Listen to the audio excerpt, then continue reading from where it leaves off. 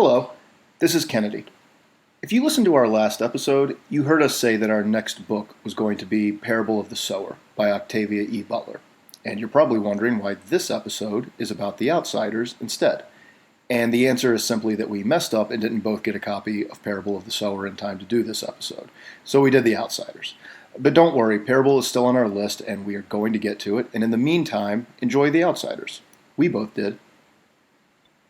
I went to sleep in a hoodlum's jacket with a gun lying next to my hand. Ponyboy Curtis.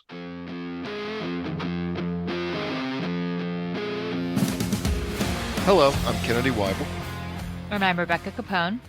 and this is Reading Pop Classics. Today we're talking about The Outsiders by S.E. Hinton. S.E. Hinton is the nom de plume of Susan Eloise Hinton, and The Outsiders was her first book, famously written when she was still in high school. She began the novel as a short story when she was 15 and wrote the bulk of it when she was 16. She received her publishing contract on the day she graduated high school when she was 18 years old. The Outsiders and Hinton are credited with creating the young adult genre. The book was a hit when it came out in 1967. It was both well-reviewed and controversial, two ingredients that just equal high sales numbers.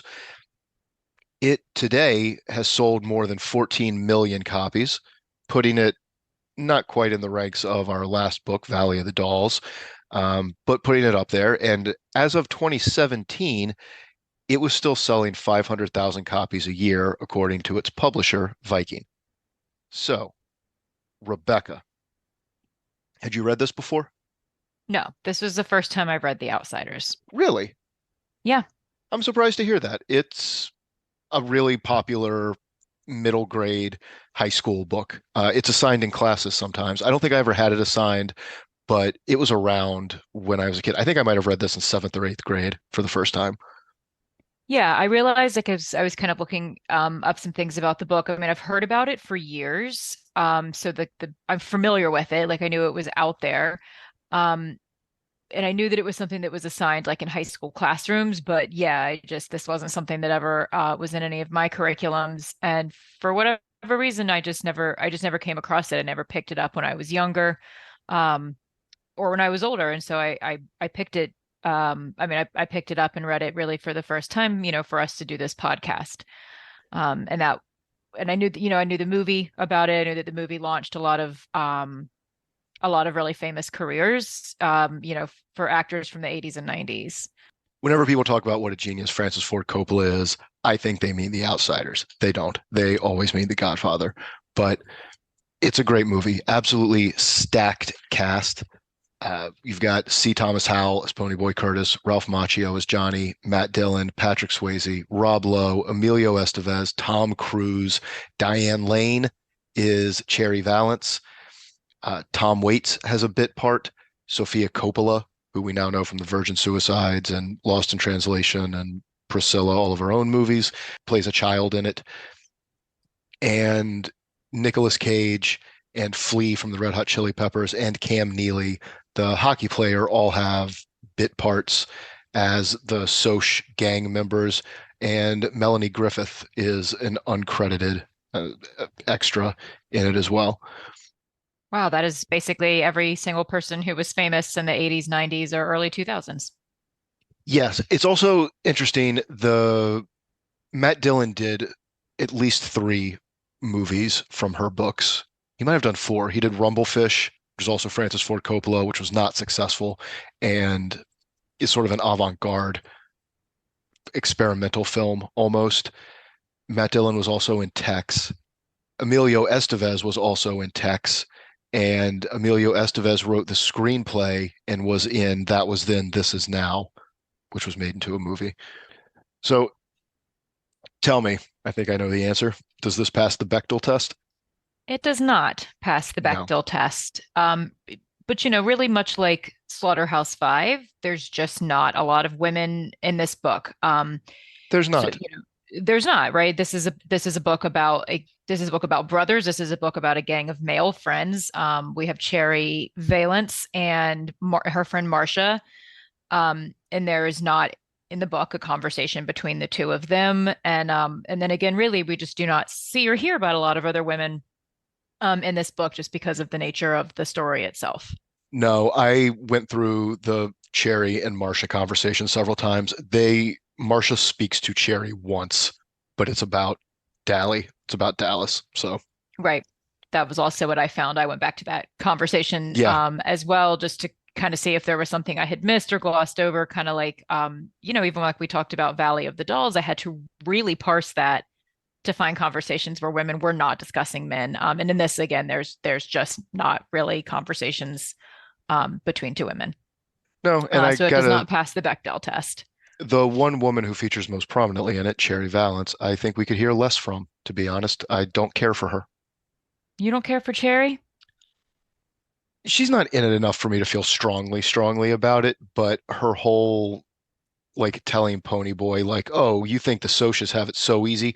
Let me tell you, we go through things that you wouldn't even understand, things you've never even heard of. It things are rough all over. GTFO, Cherry. No, you don't. You do not. That's a garbage thing to say. It's not true. I'm sure there are socias who have problems, but absolutely no. That's a ridiculous statement. And there's there's nothing they go through that's harder than poverty.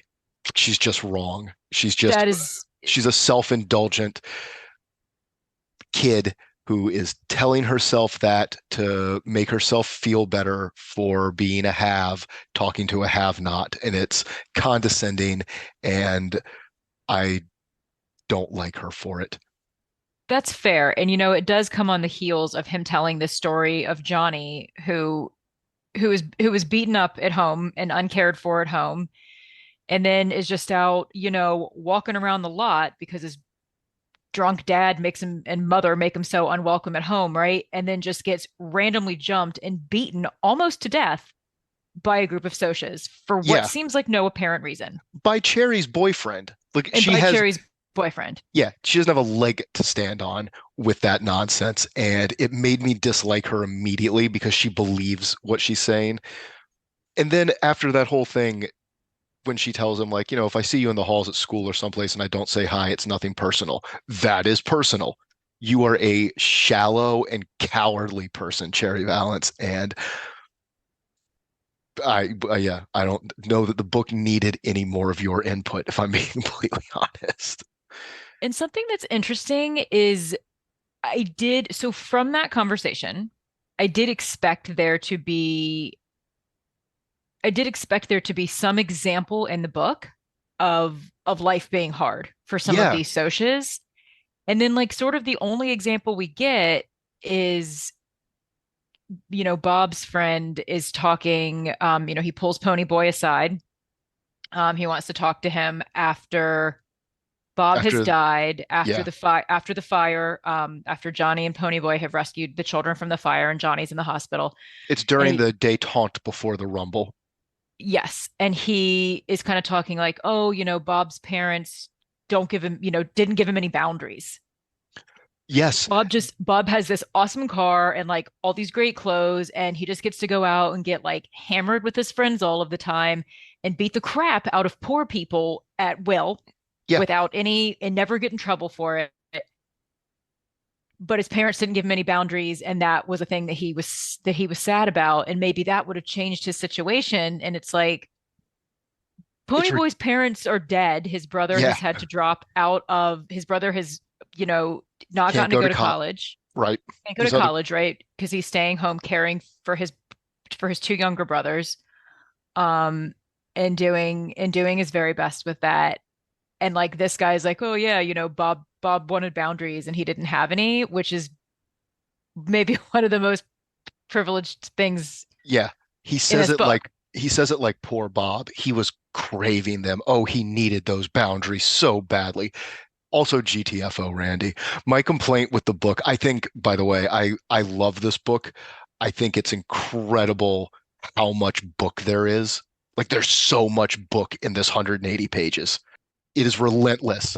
Yes, there is so much story. I'm absolutely floored that this book was written by a 16-year-old. I cannot believe this book was written by someone who was in high school. Yeah, there's parts of it where like there's clunky pieces here and there that feel like a younger person wrote it. The Cherry Valence conversation is a little bit of that, because then while she's saying that, we kind of expect that at some point we are going to see some hardship on the part of the Socs, and we don't get that. Yeah, and even some of Pony Boy's narration where he's like, so the greasers dress like this, and one of the things about us you got to know, it's a little bit clunky in places where he's giving you the world building. I suppose some of that, it happens to work out nicely that because, as we learn at the end, Pony Boy is writing this. As a reader, you can attribute it to Pony Boy not being that graceful of a writer. But even that, it's almost not worth bringing them up. Like, it is a tight, tight book that is absolutely like packed with story that keeps unfolding and keeps getting richer up until the last page. Like, she wrote this motherfucker to the last period. Yes, absolutely. I was pleased with the ending. I like that it turns out that Pony Boy has been writing this book. And to your point, just to follow up on what you said, I mean, the writing is simple. It's straightforward. This is taught in middle school for a reason, because a middle schooler can read this and understand it. And I didn't feel like I was reading, but I didn't necessarily feel like I was reading a middle school book either. It's very straightforward. It's very simple prose. Yeah. But the story in it, the content in it, the insight in it was not something that I felt did not feel childish to me. Um did not feel simple. It felt like something that was really well, really well thought out, and just like a really compelling story. Yeah, my only complaint with it is that I think that it does try. I think S.E. Hinton is being serious when she suggests that things are tough all over with the Socs. I think Pony Boy's acceptance of that after he talks with Randy and hears that ludicrous story of how Bob was just so desperate for those boundaries, and it's his parents' fault for not giving them to him. And Pony Boy it's a nice line at the end of that chapter that things were rough all over, but it was better that way. That way you could tell the other guy was human too. It's a good line.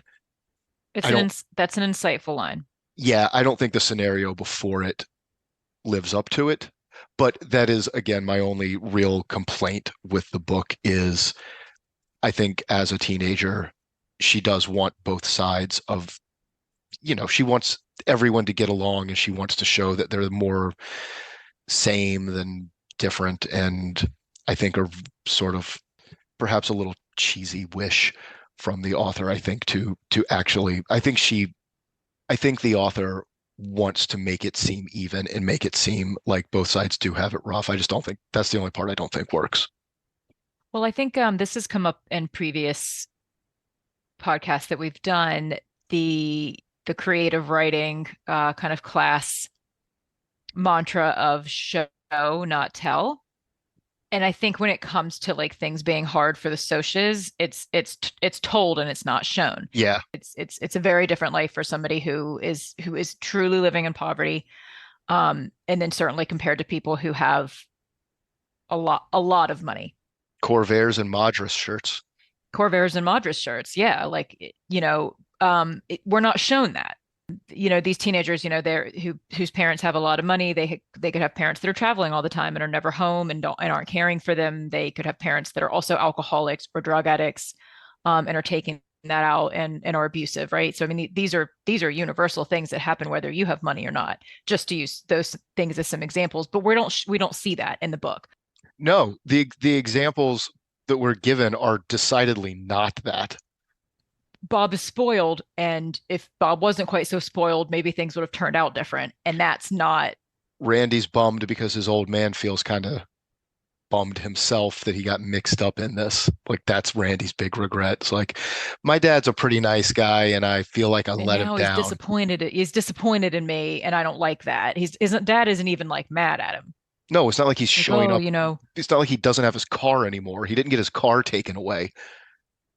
Right. Yes, exactly. He shows up in his car. He shows up in his fancy clothes. His dad isn't like, oh, so you've just been out going around like beating up poor people, violently violently beating up, poorly like beating five up poor on people. one, like a bunch of real pieces of shit, beating up like small, weak, frightened people who are alone as a gang. Like they are, I don't find the Socias redeemable in any way. I know that Mm-mm. Ponyboy is kind of hard on his own people. Like he points out that they deserve a lot of what they get. Dallas is a criminal, Dallas is a steals, criminal. mugs people. He is not necessarily a kind person either.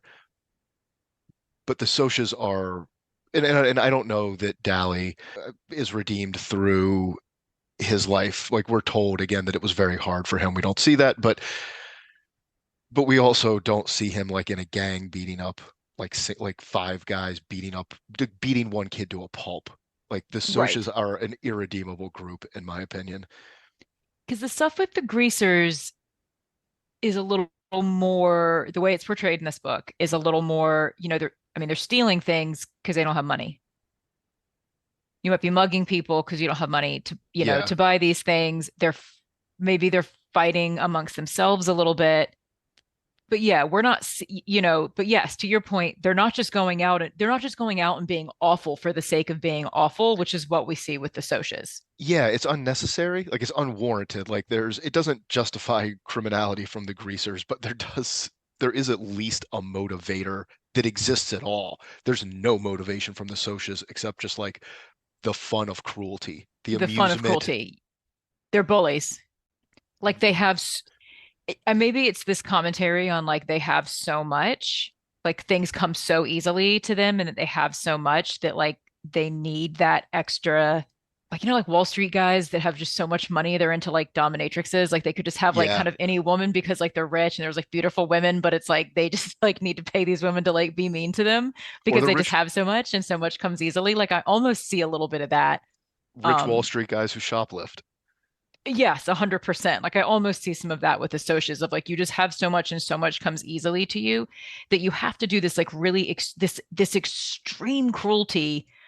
It's like almost comical. Like why are you doing this? What is They're your hunting them. They're going motivation? to their, at least from what we as the reader know, the greasers do not seem to wander over to like their neighborhoods and pick on them. Like they are coming to greaser neighborhoods, to lower income neighborhoods, and just like they pick Johnny walking down the side of the road by himself and beat him and leave him like bloody and like really messed up in an empty lot. Like on the verge of death if his like friends Yeah. hadn't found him and like Yeah. cared for him. And right, like he'd just be laying there for his parents aren't going to come look for him. They don't care, right? Right. And his friends save him. So a point that I wanted to kind of bring up. The greasers are these kids are pretty worldly, Yeah. which I think is a little bit a part of growing up in that context, growing up with less, growing up with harder things. So like a quote that I had been kind of thinking that as I was like reading the book is just like these kids are real grown up. And so there's a quote, 16 years on the streets and you can learn a lot, but all the wrong things, not the things you want to learn. 16 years on the streets and you see a lot, but all the wrong sights, not the sights you want to see. So I think that Cherry just Valance. kind of an example of, yeah, like these kids are just really worldly, like they've grown up so quick.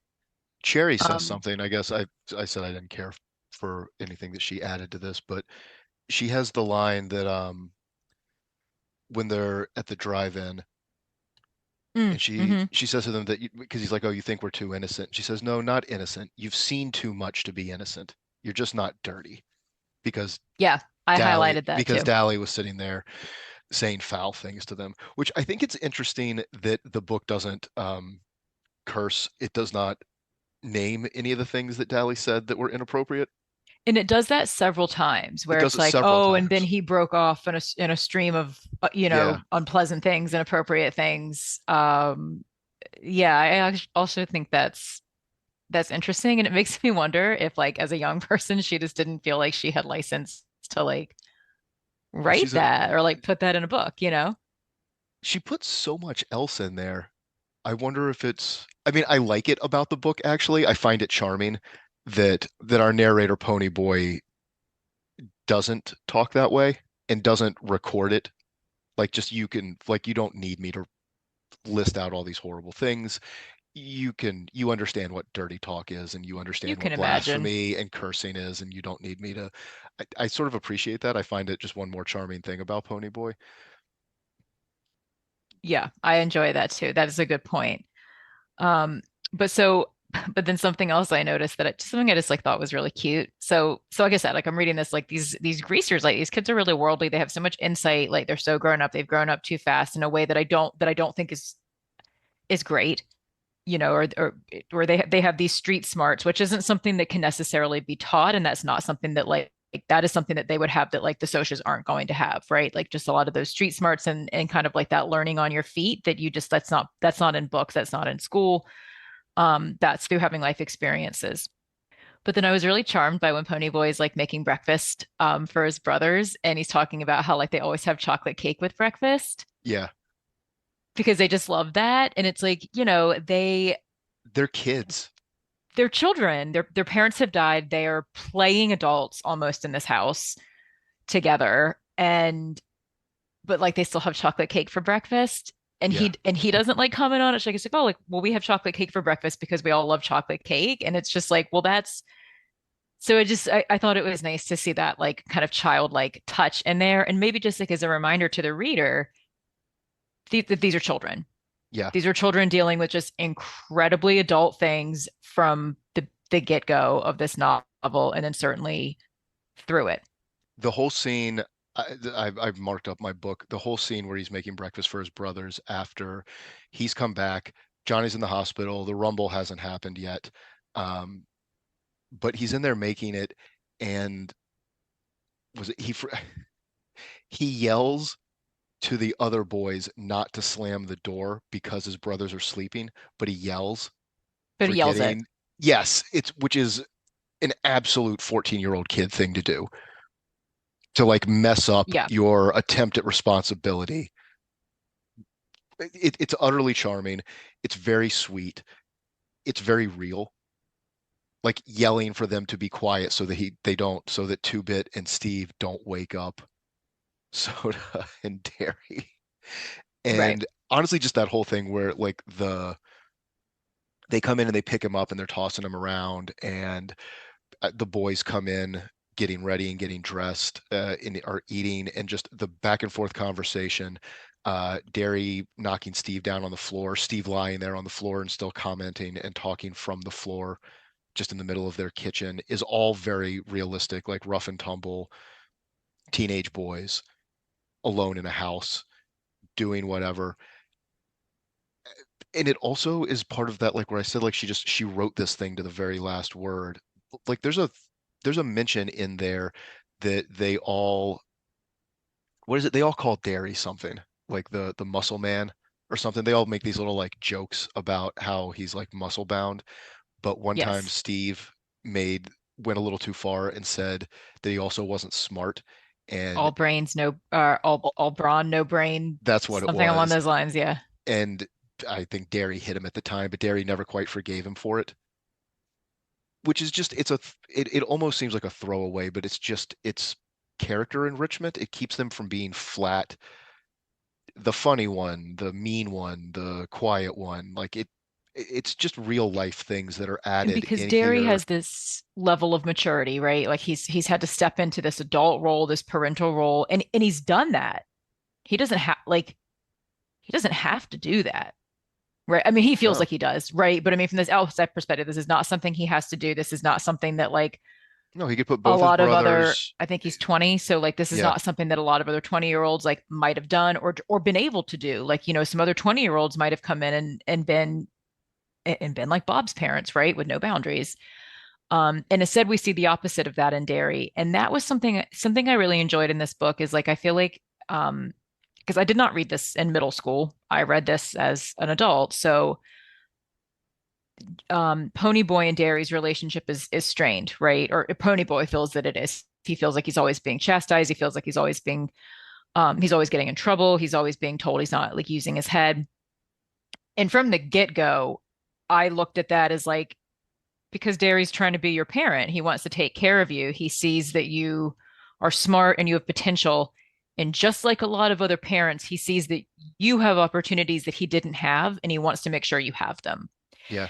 Um, I think and there's Ponyboy also, comes to realize that throughout the book. And their other friends see that. Like the other friends are also like, he makes this comment of like, we don't have a great relationship. He's horrible to me. And Johnny and I think it's Two Bit are both like, what? Like that's yeah, and not I like true. that. I like that it's not, I think it's just one of the great things about the book is that it's not something, it's called out early. Like the other characters make a comment about it, and Ponyboy is allowed to just be a flawed character in his own narration because he doesn't understand.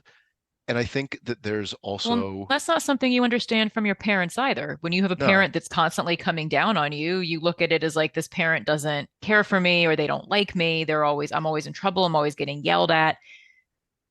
When the parent is doing everything they can to be a good parent. I mean, reasonably, hopefully, right? Like in this type of situation, some parents, of course, are not good caring parents, but in this type of situation, right? A child doesn't see that. A child just feels like they're always getting corrected or yelled yeah, at. And he does, come around and realize, and I really love he has this moment of realizing my dad had two, that his father had two children before him. His father is raised soda pop and dairy, and then he gets to Pony Boy, and so he is gentler, he is loving, he's learned how to be a parent.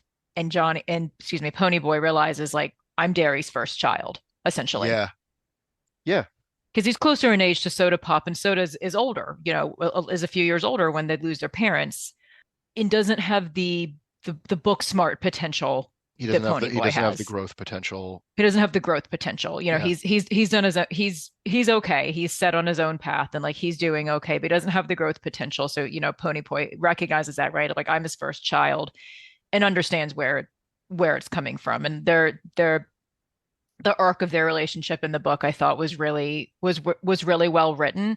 And that was something that surprised me that a 16-year-old could write that. I was also very impressed by that in this reading, which I accepted this at face value when I read it when I was younger. I didn't think about it quite as deeply. I think there's another layer to that even where when they get to the Rumble, right before the Rumble, I think it's Two Bit makes a comment that he says, if it weren't for us, the only thing that's keeping Derry from being a Soch is us. We're the only thing keeping him Yeah. from being a Soch. And I think that I think additionally, with everything you said, I think that Ponyboy has sort of internalized that and feels, I think Ponyboy, without maybe necessarily putting his finger on it, recognizes that and feels that some of the distance between them is maybe due to that. Like I'm holding him back. Like I'm another greaser in this Soch's. And he has some guilt. He has some guilt about it. Yeah, this guy's only here because of us. He has guilt about it. And I think he recognizes that like Derry is meant for better things. And here he is killing his back doing a roofing job. So this greaser kid can like stay in his bedroom. So what we come to kind of see through the novel is that Ponyboy, he's an observer. I Yeah. mean, so the end of the novel, we learn he's writing this, right? But we don't know that throughout the book. And so, kind of a thought I had is it's like, so he's this observer, but he recognizes himself as being a little bit different from his friends too, right? Like he is very familial and loyal and understands the relationships and understands his part and his role, like it within this group of boys outside of just his brothers, right? This little gang of greasers. But I think he realizes that he's like Derry, right? He's this an outsider who's on the inside, or Yeah. an insider who is ever so slightly able to view and see things from the outside a little bit, and that's the thing that they have in common. But they're not like the Socias, right? They don't have this cruelty, this need for cruelty. They just have opportunities that don't necessarily exist for their other friends, and Yeah. within this other group they have something that sets them a little bit apart, that makes them a little bit different, but they can still be a part of this family, this chosen family.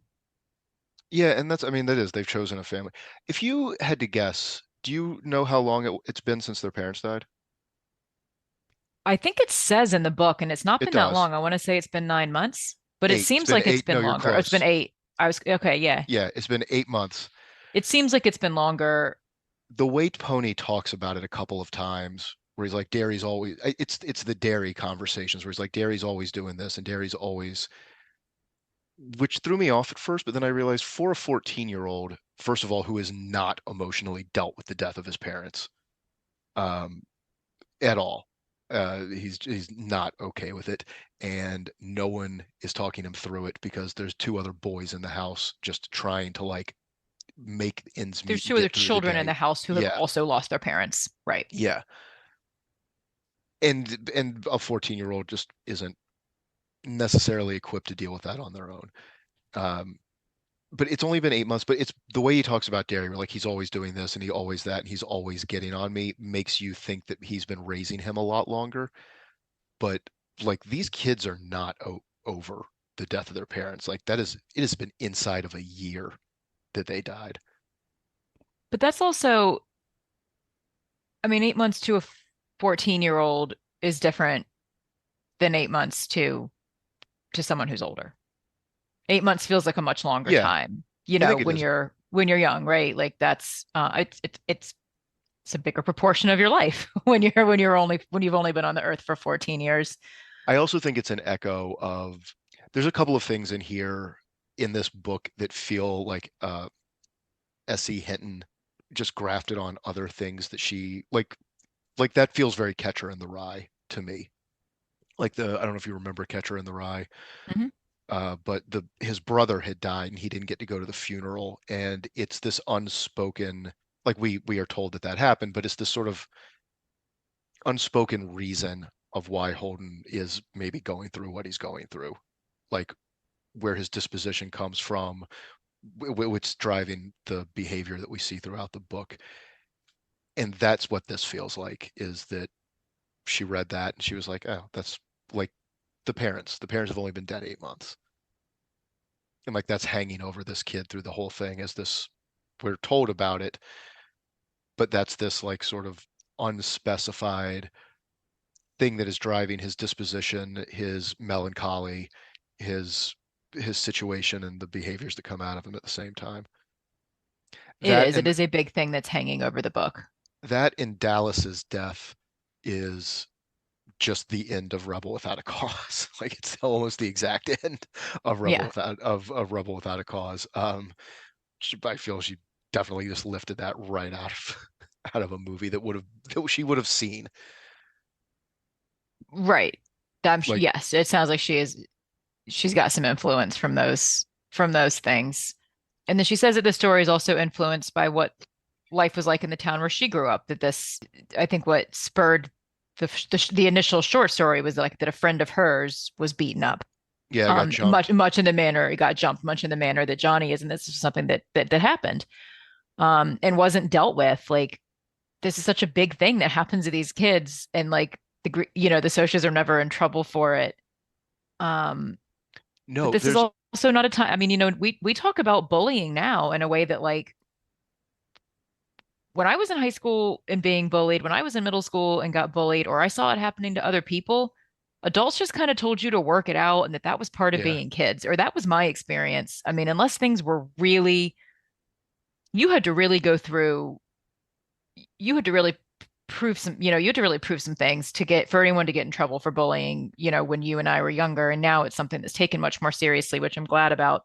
Um, but this book is also set in a time that I guess I guess I didn't care that these rich kids were just out beating poor people to They're death like because predators. yeah, this is like a really scary thing. The book Um, starts with Ponyboy. Let's just rock it through some of the like height. The book starts with Pony getting jumped, and he gets rocked pretty good before the boys show up and like chase off the Socs. We learn in that moment that Johnny has recently, or a little while ago, just gotten absolutely like brutally beaten and dumped face down in a lot. Just absolute savagery. Um, they go to the movies where they meet Cherry and Marcia, and Dallas runs off, and Two Bit comes and sits with them. They see the girls' boyfriends when they were going to drive them home, and the girls go off with their boyfriends instead. Those guys find Pony and Johnny later in the night and start trying to drown Pony Boy. Right. So they're going to murder Pony Boy, basically. He's drowning, he's about to pass out in this fountain. Yeah, And Johnny saves his life, very yeah, frankly, right? Like, yeah. So then they go and they find Dallas, who tells them to get on the train, who sends them up to the church. Then the church catches fire. They save a bunch of children inside the church. Johnny gets his back broken. They come back and they're in the paper. Then the rumble happens. then yes, Then so the Johnny rumble has been dies. sort of in place prior to it was sort of in place prior to like the fire, right? They find Yeah. out about it when Dallas comes to get them. Then the rumble happens and Johnny dies. And then Dallas robs a grocery store, and then he is killed by the police. In a very apparent, which is very apparently like a suicide attempt, right? Like he goes and does this kind of unnecessary. It's suicide by cop. Yeah. Yes, he goes and does this like unnecessary thing to get in trouble. Um, yes, to knowing that what the outcome is going to be, because he has this unloaded gun, right? Yeah. I'm carrying this gun around and it's not loaded, but which the police, of course, don't know when he pulls it out. Yeah, no, it's suicide by cop. And then the book's still not over because Pony Boy has to go through like a week-long fever. Then he has to go to court. Then Soda Pop has a breakdown and like really kind of helps Pony Boy. It's sort of the push that is what it's where Pony Boy stops being quite so selfish. It's selfish in the way a 14-year-old is. Quite so Right. self-involved, maybe, is the better way Yes, to put it. self-involved is a better way to say it. Yeah. And then we come to our conclusion. Like it just the story just keeps going. Like we don't end on the rumble. We don't end on Johnny's death. We don't end on saving the orphans. Like we push through all we keep going through all of the sort of climactic moments. The book keeps going. It stays And the with book our keeps going. There yeah, continues to be story. Yeah. we stay with our characters to see how they feel about it afterwards, which I'm also like impressed that a 16-year-old thought to do that didn't just end with the fight or didn't just end with Johnny's death. That we even go through Pony's We go through a clear little bit of Pony Boy's like fallout. Pony Boy is clearly dealing with his PTSD. yeah, grief, PTSD. You know, he's kicked in the rumble. Um, Yeah, he gets. I he's mean, he's it's a you know, rumble. yeah, Yeah, he's beaten up pretty badly. I was trying to remember if he had like a if he had kind of a head injury. He does he get gets concussed. concussed. One of the guys Kicks him in kicks the him. head. One of He the does guys get kicks him straight concussed. in the This also head. echoes back to Yeah, our Slaughterhouse Five a little bit with like the because yeah, he's losing he's losing concentration. He's doing poorly in school. These are things that are just like we talked about with Billy Pilgrim, right? These are signs of PTSD. These are signs of having been concussed, suffering from some of those things. And it seems like he starts to come out of it a little bit after Soda Pop's breakdown. He starts to reflect and stuff a little bit more. And then we see that he's kind of set on this. He's learning from these experiences. He's growing from these experiences. yeah. Because him and Derry are still fighting. Because poor Derry is trying to raise a grief-stricken 14-year-old precocious kid who got jumped up a grade in grade school, who's like clearly smarter than is necessarily easy for anyone to deal with. You know, one thing about Sherry Valence that because you're kind of you said you could do less with her. She needs to be there. I I dislike her point of view as a She person. needs to be there, but I think something that's interesting, the point of because as we discussed, her point of view is not quite backed up in the book. For us, we're No. not given the opportunity to sort of be like, oh yeah, no, the socials have it hard too. That's not something that we see in the book.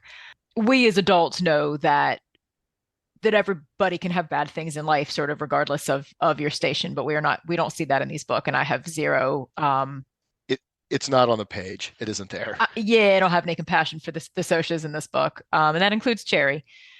But she's drawn. she's drawn to the greasers. She's drawn to something outside of what she knows. She's drawn to the fact that they're more passionate, right? And that they seem to live life in a way that she does not see the people around her doing. Um, and Randy says something along the lines of like maybe this is the first time he's really had any like feelings that he's aware of. That's the thing. That's the thing that she says is that they're cold. That she describes them in the way like she describes them living like every Bret Easton Ellis Yes. character is how is how she kind of describes what it's like to be a social, like a cold, unfeeling, sort of passionless, Yes. unexcitable And person. Just like she's drawn that's to the Dallas. She's drawn to Pony Boy. She likes him. So, Cherry and Marcia, when they're walking back with Two Bit and Johnny and Pony Boy, for them to give them a ride back, they encounter their boyfriends. They leave with the boyfriends because they can kind of see how it's going to go. They see that there's more socias than there are greasers in this case, right? They're angry because they're with their girlfriends. So they kind of just leave to keep the peace. But it seems like they leave yes, a little bit reluctantly, which does fuel, however, the socias to come back and they come across Johnny and Pony Boy, and then obviously what we talked about, they try to drown Pony Boy, and Johnny has to protect him. Essentially, it really is a kind of an act of self-defense. Which, if we could, brings me to wanting to talk about Johnny in general a little bit more because Johnny is also somebody who stands out from the group. We have like Two Bit and Steve are lumped in together a little bit. There's some other greasers and stuff that are mentioned that just aren't more prominent characters that are lumped in together a little bit. But Johnny is also kind of this quiet standout. Like him and Ponyboy have a little bit of a closer relationship because they're a little closer in age, for one, and then that's something that they share a little bit is a little bit more of this like being against sort of slightly outside while on the inside, and I think maybe just this like quieter, more observant. Ponyboy comments on it that Johnny's kind of the one who, besides Soda Pop, his brother that he loves or that he's very, very enamored of and feels very close to. He mentions that Johnny is the only friend he would talk about sunsets with or anything sort of less tough. Less tough. That's a great way Less to say tough. it. Yeah. Yeah. That he's open to having conversations about things like that and about how he feels about things and his emotions. Although I do have to say, all of the boys are, not to dismiss how Ponyboy feels about it, he mentions that Johnny is the one he can talk about things that are a little more close to his soul about. But all of the boys actually do seem pretty conversational and curious, and they don't seem to posture on macho or masculinity No, in a they're way. They act a lot more like boys. They don't strike me any of them as giving like another one grief for being non-masculine traits. No, if anything, you're right about them. Because I had actually kind of made a note that they're very so They're for one, they're verbally very caring of each other, yes, is it's something that we it's see. yeah, And they are physically affectionate with each other yeah. in a way that and now I am absolutely not saying that that isn't masculine or manly, but that isn't ways that we portray masculinity. It's also not the way that greasers are coded from the Right. movie Grease to I don't really know of anything else that has Grease. Oh, West Side Story, I guess, Sure. which Yeah. also actually feels like this, like she would have seen West Side Story and she's borrowed some pieces from West Side Yes. Story for this too. Uh, Absolutely. but yeah, it's not the way we code the toughs. The black leather jacket crowd with the slick back hair are not coded as being verbally open, emotionally open, or physically uh, caring and sensitive to one another's like concerns and needs. Right. These aren't the ways that I think like sort of our society or American society portrays masculinity. And these boys are their affection and their love for each other is very clear. Yeah, I think in both their words and their actions. And as I was like noting this, it's like puppies. that they play with each other, right? They Yeah. play with each other and they bite each other because that's how animals learn is through play, and they have this like rough and tumble play, right? But then puppies also like you also find them in just like a cuddle puddle, all snuggled together too. Sleep in a heap. Yeah. So something that struck me a little, and so in this vein, something that struck me a little bit, and then I do want to go back to talking about Johnny. Pony Boy and Soda Pop sleep in the same bed. Yeah. And I had initially, when that initially comes up, and they're affectionate with each other, right? Like he wakes up and Soda's got like his arm around him and stuff. And I so assumed that they share a bed in a room because the house isn't very big because they don't have a lot of money. And then we learn later, since the parents have died, Pony Boy's struggling, right? He's having these bad dreams. He can't put his finger Yeah. on them, but he wakes up in terror. And that's why Soda Pop is sleeping in the same bed as him. Yeah. And again, Soda we has find his we own. find that out much later in the book. The pall cast by like the recent death of these parents is just Right. all over these kids. Right. But we learn that that's why the two of them are sharing Yeah.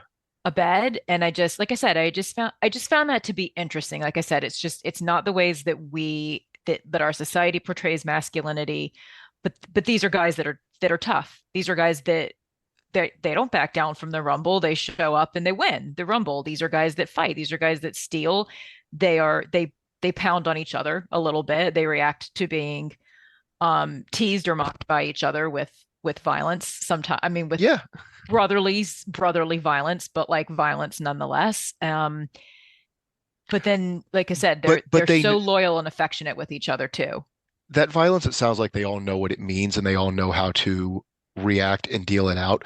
When Derry hits Pony, it's clearly outside of the It's outside lines. of that. Yes, it is. Like he is like genuinely hurt, not the way when he talks about getting smacked around very casually for like other little brother type infractions against not even necessarily his brothers, but like, Dallas knocking him upside the head or Two-Bit giving him a smack or whatever. These sort of actually Two-Bit does smack him when he says the mean thing to Johnny about how his parents don't like him. Right. Two-Bit hits him and he apologizes, and it's not like he doesn't run off But to he the also feels like he deserves it a little bit, right? Like he yeah, realizes he said something horrible and unnecessary to Johnny, yeah, who are who already who's already got it pretty bad. yeah. Poor Johnny. Let's talk about Johnny. So let's talk about His Johnny and how one of the sad and how I think that about Johnny, I think Johnny has one of the saddest things I've ever read in literature. And I'm going to find it. And it's when Dallas comes to when the boys they're staying in the church, and Dallas comes to get them to sort of let them know they can come home, oh God, right? I know the scene you're going to. You know It's exactly what I'm. yeah, it's horrible. So they're in the diner, and him Dallas is telling Ponyboy, or no, they decide to go back. He doesn't tell them that they can come back. He goes to just kind of update them, right? And they decide to Yeah, come back. Johnny's just like, I'm going to go back and like face up to what I've done. Because that's the kind of guy that Johnny is. They've run away because they don't know what to do. They go to Dallas because Dallas is always in trouble. He gives them a plan. They follow through with it. And then Johnny's kind of having this like he takes some time to deal with it and is like, I'm going to go face up for this. I'm going to go tell them what happened. It was self-defense, and if I get in trouble, I get in trouble. Um, but so they're with Dallas, and he's telling he's telling Ponyboy, that his brothers miss him and that they're worried about him. he gets a letter. Ponyboy gets a letter. Ponyboy gets a letter, and Johnny and Dallas asks if he's, are you sure you want to go back because us greasers get it worse than anyone else in terms of turning himself in. Johnny nodded, and he says, I'm sure. It ain't fair for Ponyboy to have to stay up in that church with Derry and Soda worrying about him all the time. I don't guess. He swallowed and tried not to look eager. I don't guess my parents are worried about me or anything. I had to stop. I had to put the book down for a moment. That's Dally tries my to note duck the is question and he asks again, doesn't he? he tries to duck the question. He says the boys are worried. Your chosen family is worried. This Yeah. is how he tries to, right? Like he tries to, the people that really care about you are worried. But he said, yeah, he repeats again. My parents, did they ask about me? No, they didn't. Blast it, Johnny. Why do they matter? Shoot, my old man don't give a hang whether I'm in jail or dead in a car wreck or drunk in the gutter. That don't bother me. So he's trying to make him feel better. But that's one of the saddest things I've ever Oh, read. I literally had to put the book down for a moment. And then when I turned the page and it turned out that he asked again and had to like face the answer made me feel even worse. I really had to take a moment. I just think Johnny really it's also a parallel to that nitwit Randy's dumb story about Bob, like craving some kind of boundary or like this is a kid who is craving just acknowledgement that he exists. acknowledgement. This is rough. Bob has too nice of a car, not rough, not in the same category, doesn't come close And to, Bob's parents kind of love him so much that they don't give him any boundaries, which is also different than like because it's also not really presented that Bob's parents are like, it's not that they're not around a lot and don't give him no. boundaries. It's not like his dad's traveling for work and his mother's a socialite and they don't pay much attention to him and he was raised by nannies and he's not given boundaries. His parents just love him and spoil him so much that he doesn't have any boundaries, Yeah, no, which again they is different. spoiled him and he became a like like old milk. Horrible Yeah, monster. not good anymore. Yeah. Yeah. Oh, I like that expression, like old milk. Yeah. Um, No, poor Johnny. And then and Johnny and Dallas's relationship is really interesting because you had commented earlier that we don't really see any redemption for Dallas, but the little bit of redemption for Dallas is how much he cares for Johnny. yeah. Because it seems that Dallas we're told and we see sort of that Dallas doesn't really care about anybody or anything, but we see but he cares about Johnny. So Yeah. much so that when this happens to Johnny, this is kind of the one good thing he has or he sees in the world is his affection for Johnny. Johnny has an adoration for him. They too kind of have this special relationship, and when he loses that, he's done. That breaks him. It breaks Two-bit him. two-bit says it like they finally found something that could break Dallas. Is it Dallas Winston?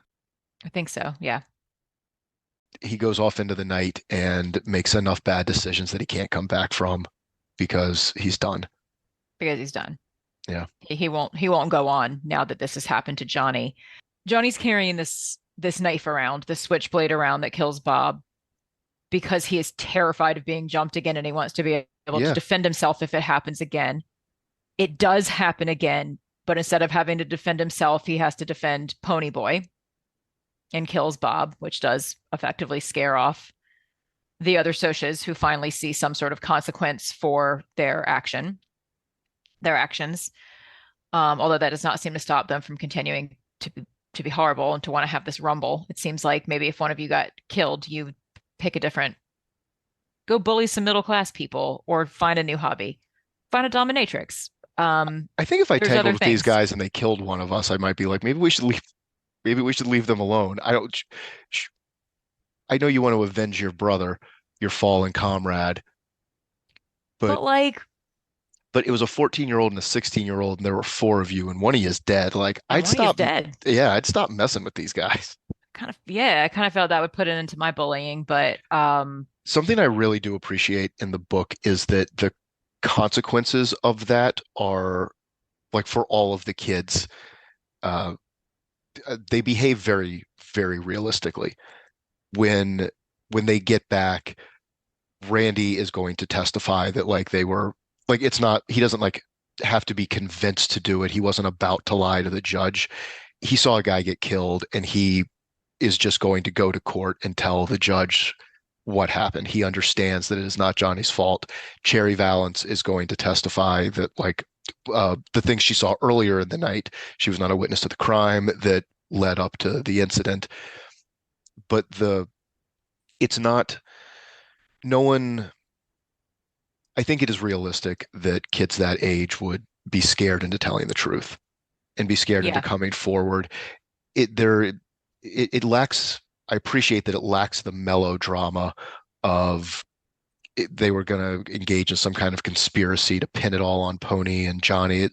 It unfolds realistically, I think. I think it unfolds in a way, or it was set to unfold prior to Johnny dying in a way that I think speaks to how people actually act.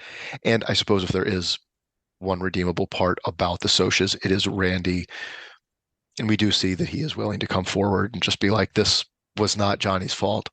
He was defending his friend. Like, my friends went too far. Like, this isn't cold-blooded murder. My friend would have killed somebody. Yeah. My friend would have killed Pony Boy, and he was defending his friend. Yeah. I suppose Randy, despite the fact that his take on Bob, I guess they're not like they're kids. Why would they see themselves clearly? Like, our narrator doesn't see himself clearly. It's one of the strengths of the novel. I guess I should maybe not hold it. Well, I still Well, think I think and I Bob still was think Randy's Cherry best is friend. I think Cherry's out of line. I think Randy is a, an idiot. I This is Randy's best friend. So for him to want to Yeah. step in and be like, "Oh, but he is a really good guy. He's this, that, and the other." Think about, No, I have like some crummy friends who I would still defend. who you would defend, right? Yeah. Or you see, you're friends with people that date, and they break up. In their breakup, Yeah, I would stand up for my friends. I get it. when you have a close relationship with somebody, you see different sides of them, and you can acknowledge that there are sides of them that aren't great, right? But you see sides of them that you care about and that you like. You see a person for who they are, and even somebody who sucks pretty hard, as we seem to think that Bob does. Bob has a whole life and things that have informed who Bob is. Randy and Bob have a long history of friendship, just the way the Greasers have friendships with each other, and the Greasers are people are friends with Dallas Winston, and he seems like he sucks, Yeah, but they're he friends does with say. him. And for what it's worth, two kids show up to be like, "Yo, we just killed one of those Socs because they attacked us, and now we don't know what to do." And he's like, "Hold on a second." And he comes back and is like, "Here's a bunch of cash and a gun and a plan, Pony Boy. Why are you all wet? You're gonna freeze to death. Also, here's my jacket. Here's just like my coat." That's another one of those things that blows my mind that she wrote this at such a young age is the mirroring of Derry's concerns for Ponyboy in Dallas. Like the fact that it is not, it shows us the reader. Ponyboy doesn't get it. Ponyboy stands there. I think he says, um, he sounded so much. So what Dallas says is, you ought to know better than to run away in just a sweatshirt and a wet one at that. Don't you ever use your head. He sounded so much like Derry that I stared at him. Yeah. Ponyboy in the narration, as he's telling us this incident, does not recognize the significance of it. But like we as the reader, of course, like realize that, we know that his brother Derry is just trying to like take care of him. Ponyboy feels all, away about it because he's in grief and he's upset and he's a kid. But to your point earlier about how much they care for one another, like how like outwardly they are caring towards each other, like this is Derry just being also big brotherly, like Yeah. being Hmm. paternal in a way, like how like use your head. What are you doing out here in a wet sweatshirt? What's the matter with you? Oh, oh, I'm sorry. I didn't get to change my clothes after this guy's dead. No, I like that the book like points to the fact that Ponyboy is wrong about this, that he is reading the situation Yes. with his brother incorrectly, that he is being childish. It's both true, it makes the character better, and it strengthens the novel. And I like that this 16-year-old kid writing this knew to put that in there. Right. It's a lot of nuance. It's a lot of layers. Because I got to tell you, I am I said I had one complaint with it, and it was that I think the socias, I think the book does think that it is showing like that is rough for them. Or, I think the book does believe that. I said that was my one complaint. The other is that Derry and Dally are nearly the same damn name. Right. They're close. They're they're close. I They're mean, yeah, yeah. because they do always refer, because I mean, Dally is Dallas, but he is referred to through most of the book as Dally, right? Like we know And, his name is Derry Dallas, is but Daryl, but he's referred to through as most of the book as Derry, Derry. right? And Maybe she did that on purpose. I mean, I think she did because she was 16 and she's like, so Derry and Johnny, or Dally and Johnny mirror Derry and Ponyboy. And feel like she maybe hit the nail a little too, nail a little too, what is there an expression for that? I can't think of a thing, but it's Hit the maybe nail on the head. maybe a little It's a too little on the too on the nose. nose. Yeah, a That's what little you're too on looking the for. nose. I have to tell you something I just want to bring up because the the story about when Johnny and Pony used to go to church and how they enjoyed going to church and they used to like try and go every now and again, but then all the boys want to come with them one time, which again, just caring and sweet. They are very sweet, these They're boys, very sweet, these boys. to be a Absolutely. bunch of hoods. All the boys want to come with them, and Steve and Soda Pop can't sit still. And then someone drops a hymnal very loud, and everyone turns around. And I just love that that little anecdote ends with, and then Two Bit waved at them, like the Yeah, and they're mortified. They're mortified. Cubit's just over there, like everybody turns around, and instead of having, I guess he expected that he would have the grace to look like embarrassed yeah. Instead of or having the sense to something, be and instead sheepish he just about like it, he waves, like, "Oh waved. yeah, no, it was me. Now you're all looking at me. I dropped the book. We're the ones back here creating a minor ruckus Yeah, during church." I like that anecdote a lot. I got to There are some very there are some cute like comic things throughout this book. yeah. I will note, I'm not trying to like you cannot like Cherry Valens or her part in the book. So I'm not over here just trying to be like the Cherry cheerleader, No, you can but be a cherry cheerleader. It's something that I highlighted that I thought was nice is when she initially meets Ponyboy. She asks his name and he says, "I wish she hadn't asked me that. I hate to tell people my name for the first time." And he tells her, "Ponyboy Curtis." And he says, "Then I waited for the 'you're kidding' or 'that's your real name' or one of the other remarks I usually get. Ponyboy's my real name, and personally, I liked it." The redhead, because we don't have Cherry's name yet, the redhead just smiled. And what she says, "That's an original and lovely name." And she doesn't make a comment and she doesn't make him feel bad about the fact that his dad gave two of his children very stupid names. And I don't understand how the first one got away with being named Daryl and the other one gets Soda Pop and Ponyboy. I think Daryl is a junior But why do these other two kids get such outrageously stupid names? because because Derry had to mirror Dallas. Derry because the 16-year-old who wrote this needed Derry and Dally to be very close to one another. So that the metaphor for Dallas and Johnny and Derry and Ponyboy would work because she didn't think it would work if their names weren't very similar, I suppose. But no, one of them's name is Daryl, which is the very average name, and then Which is a Ponyboy very normal and name. Soda Pop. Those are those are yeah, those are hilarious names. But yes, I like that but I think it says something about her. She also testifies on their behalf. And she testifies She's on not a their bad behalf. person. I dislike No, her it's point of fair. She's view. not a bad person. And that right. And that was not, and your point was not that she was a bad person. Yeah. But yes, she testifies on their behalf. And Bob was her boyfriend, Yeah. who's now dead and been murdered by by Johnny. I mean, technically Pony Boy is just trying to not die.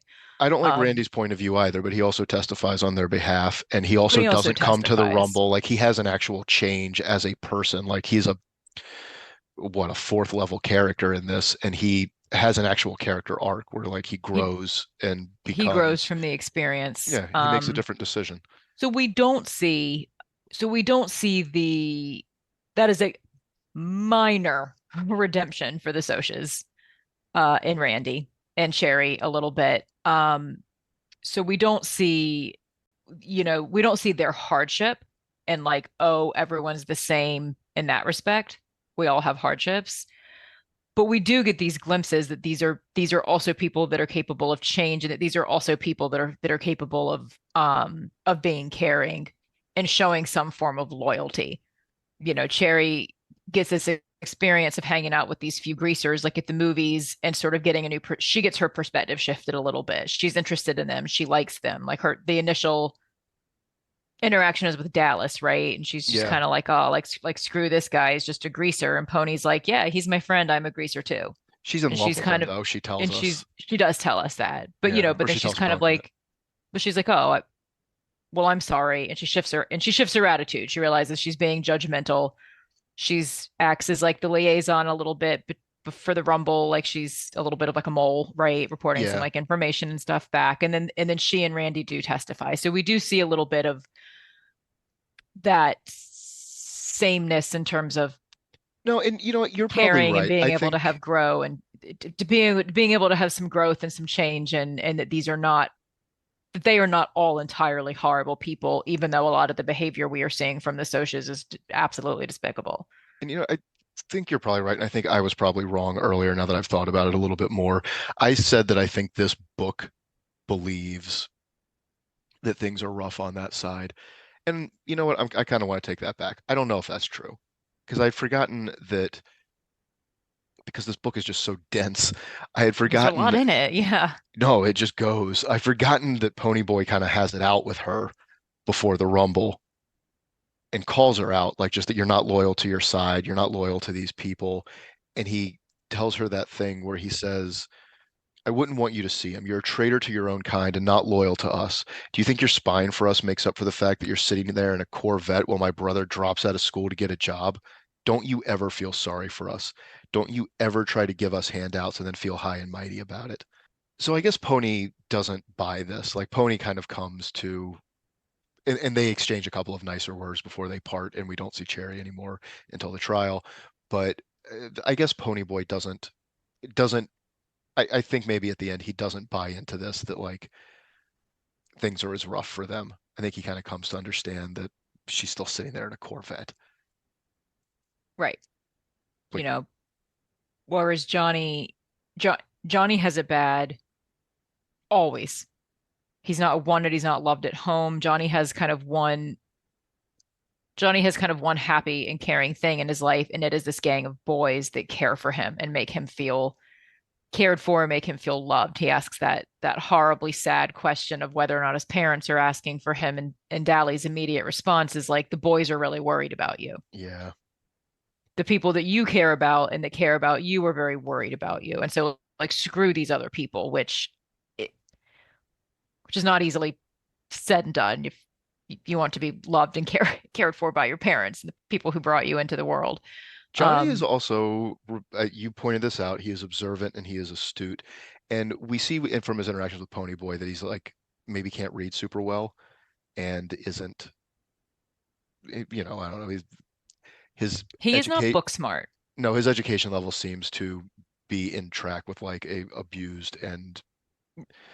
an abused child whose parents are disinterested in him and who the school system seems to be disinterested in. But Right, like maybe he's not smart, but sometimes it takes a parent at home kind of guiding you and helping you learn how to study and be responsible for your work and stuff to also to take advantage of what school has to offer. when he's cutting Because he's smart. Ponyboy's when he's cutting Ponyboy's hair, which is a smart move, that he Hmm. like gets peroxide. That's street smart. Yes, it is also he's literally making him gold, which later in the book he will tell him to stay gold. Oh, nice. Yeah. I didn't even pick up on that imagery. Man, that feels like a sixth grade school question right there that I should have noticed, but go ahead. Um, yeah, that one's that's I another was one that right. I was that right there for the picking. a little on the nose, um, but when they're Well, talking. well, I didn't pick up on it. Jeez.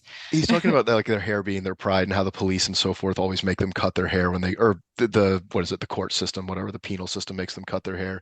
Because And it takes something away from them and they don't have anything else to be. it's just a way of trying to break us. They can't really do anything to guys like Curly Shepard or Tim. They've had about everything done to them, and they can't take anything away from them because they don't have anything in the first place. So they cut their hair. Now, I think they also probably do it because of lice and lots of other like incarceration-based things, but that is a like I think there's probably other reasons they cut That is people's an hair, right? that is an astute observation Yeah. because it's something that's done in the army too because it's meant to take away a little bit of your individuality, right? Like that's like a little bit of the thing why they shave your head when you first join the army. There's again several reasons for it, but one of it is that like they are Yeah. sort of breaking you down, right? Like whoever you are to Yeah. build you back into what they want and need you to be. So there is, and yeah, and I had made a note, I had made that same note that hair is such a big part of this book. Ponyboy has a lot of pride in his hair. There's a lot of mention of hair. They all have combs in their back pocket. They all Hey, use grease. you, this book was preaching to the choir. I get it.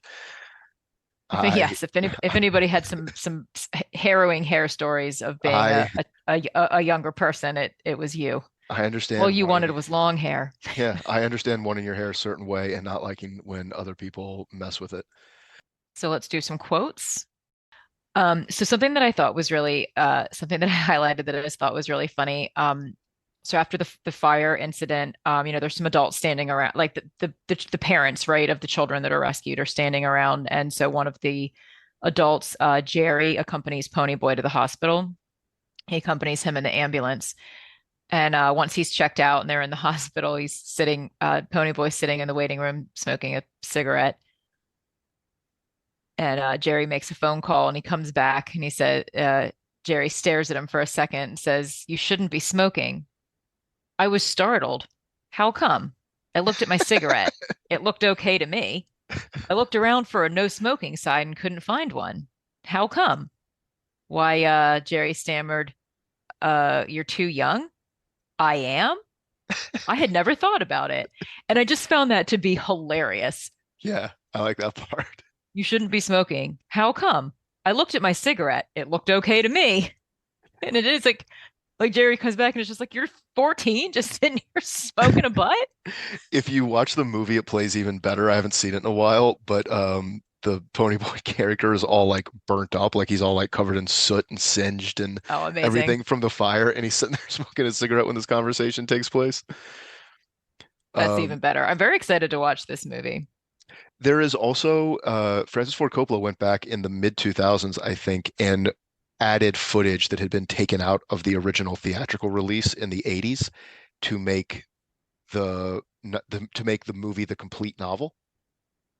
Oh, and It's that's called I think the DVD version of it, for you and for our listeners, is called The Outsiders, the complete novel. I think is the version you want to look for if you're looking for the full thing. oh yeah, I'm The gonna look for theatrical that. release is like 90 minutes, but he went back and added in other footage, and like he made a few other small tweaks. S.E. Hinton wrote the screenplay with him, I believe, and was very, very close to the production of the movie and has spoken very highly of the adaptation and of working with him and of all these kids, because she's like, you know them now as like very famous worldwide stars, and it was just a group of like really nice boys when I met them, which I think is very sweet. That is sweet. Another One oh wait, more just like funny yeah, quote go. that I had when there's two things when they're saving these children. He looked over his shoulder and saw that the door was blocked by flames, then pushed open the window and tossed out the nearest kid. And I just like that wording. And then I like the part. So Pony Boy joins in and says, "I picked up a kid and he promptly bit me." Yeah, I was gonna say he probably bit me. And those were just the two things that I thought were funny. Everything else that I wanted to quote, we've kind of discussed Another one throughout. that I thought was funny was when they go to whatever the guy Buck, whose house Dallas is sleeping at because he just kind of crashes Hmm. wherever. He says Buck answered the door when we knocked, and a roar of cheap music came with him. I like that. Yeah, I like Cheap that too. music. Um, let's see. Another one that I had that I just thought was a good line was when he's talking about how no one ever really wants to go to the movies with him. Soda Pop can't sit still, but he says Derry thinks his life is enough without inspecting other people's. Ooh, I like that. Yeah, Yeah. that's a good one. Um, I have some of us never cry at all, like Dally and Two Bit and Tim Shepard. They forgot how at an early age. Yeah, That was stuff like that makes me just, I cannot believe this book was written by someone in high school.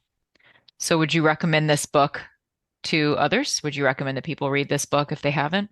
yeah, I have to say, as far as revisiting something from my childhood, this was actually even better than when like I got more out of it now. I got something new out of it as an adult that I did not get when I was a kid, and I loved this when I was a kid. Like this was I read this a half dozen times. Same for me. And so for no reason at all, our first several episodes have been about older books. But would you like to tell them that we are striving forth quickly into the modern era with our next read? Would you like to reveal that? Yeah, we're gonna do Salvage the Bones by Jesmyn Ward, I'm looking forward to that. It'll be a reread for both of us. a reread for both of us. All right, so we'll see you next time. See you next time. Thanks for listening. We hope you've been enjoying reading pop classics. If you'd like to write us with some of your own thoughts on the books we're covering, or suggestions for books you consider classics, or just to say something nice, you can email us at readingpopclassics@gmail.com.